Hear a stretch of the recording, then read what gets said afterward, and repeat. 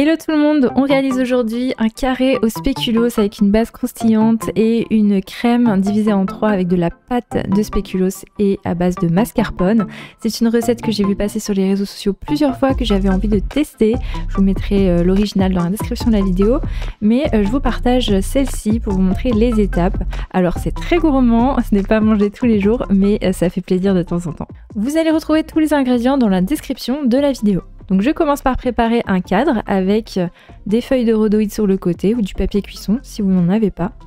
Et j'ai déposé ça sur une assiette. Je commence par préparer la base de la crème.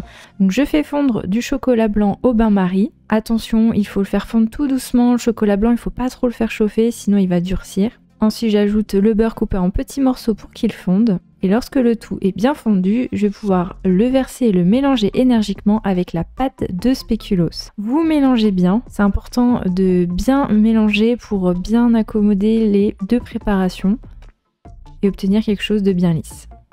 Je réserve de côté, je laisse refroidir. Maintenant, je récupère les spéculoos et je vais les briser en petits morceaux, les émietter. Donc voici la petite technique sac de congélation rouleau pâtisserie.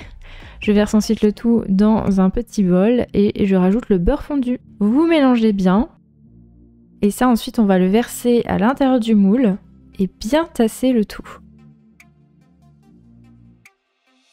Faut essayer d'avoir une base bien droite et l'important c'est de bien tasser pour que ensuite lorsque ça va refroidir ça va bien solidifier.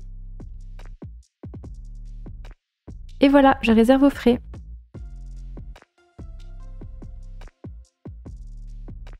Maintenant, je mets dans le bol du robot le mascarpone et le sucre. Je commence par fouetter un petit peu pour détendre tout ça. Il ne faut pas trop fouetter, hein. Ensuite, je racle bien le bol.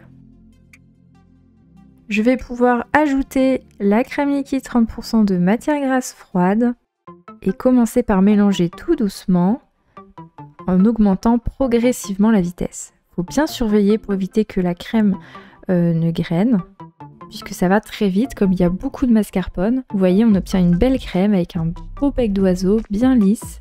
Donc j'arrête de mélanger à ce moment-là. Maintenant, je récupère la première préparation avec la pâte de spéculoos et je vais mettre 2 tiers de cette préparation dans un bol et 1 tiers dans un autre. Il vous faudra aussi un 3e bol sans rien dedans. Et ensuite, on va diviser la crème montée avec le mascarpone en 3 également. Donc je commence par mettre une petite partie dans chaque bol pour bien fouetter, bien mélanger tout ça. Et ensuite, j'ajoute progressivement le reste de la crème montée délicatement cette fois-ci. On va obtenir 3 mousses de couleurs différentes, une avec un petit peu plus de spéculoos, une avec un petit peu moins et une sans spéculoos du tout. Donc je mélange bien, comme vous l'avez vu, j'ai divisé la quantité de crème en 3 pour la partager dans les 3 bols.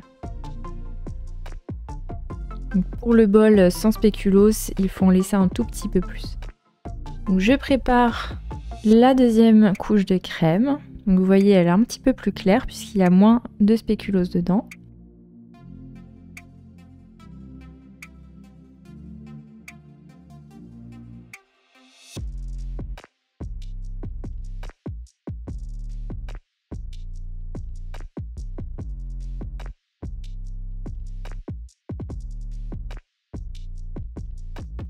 Et voilà, enfin, les 3 préparations.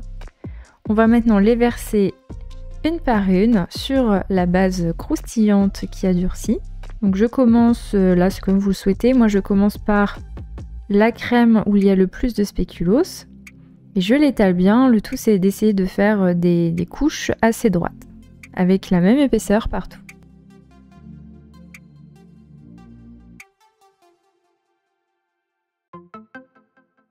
Ensuite, je verse la 2e couche. Je fais de même en étalant bien la couche tout partout au-dessus.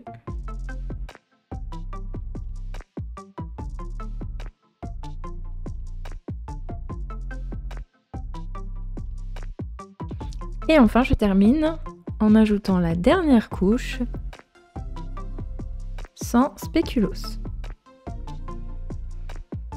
On lisse bien pour avoir le dessus très lisse une fois qu'on aura démoulé le tout. Et ensuite, on va réserver tout ça au réfrigérateur pendant au moins 4 heures. Je filme le dessus, mais attention sans toucher la crème.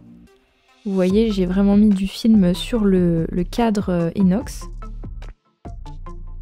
Une fois que le tout a bien refroidi, par-dessus, je fais des petits traits de pâte de spéculoos, mais c'est pas obligatoire. D'ailleurs, si vous voulez réaliser votre pâte de spéculoos maison, j'ai réalisé une vidéo uniquement pour vous montrer comment la faire vous-même. Je vous mets le lien dans la description de la vidéo. Je passe légèrement le couteau sur les bords pour que ce soit plus simple à démouler et je retire délicatement le cadre. Et ensuite, vous allez pouvoir retirer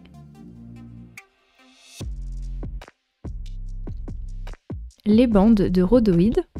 Donc vous voyez, quand on les enlève, forcément, ça arrache un petit peu la mousse.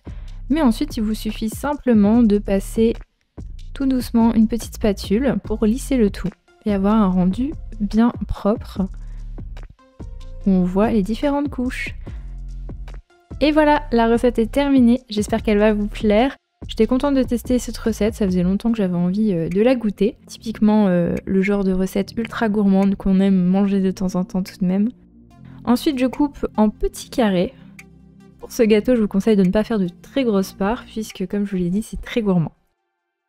Et voilà, n'hésitez pas à tester, dites-moi si vous l'avez fait et ce que vous en avez pensé dans les commentaires. N'oubliez pas de vous abonner à ma chaîne pour suivre toutes mes vidéos et me soutenir. Et je vous dis à très bientôt pour de nouvelles vidéos.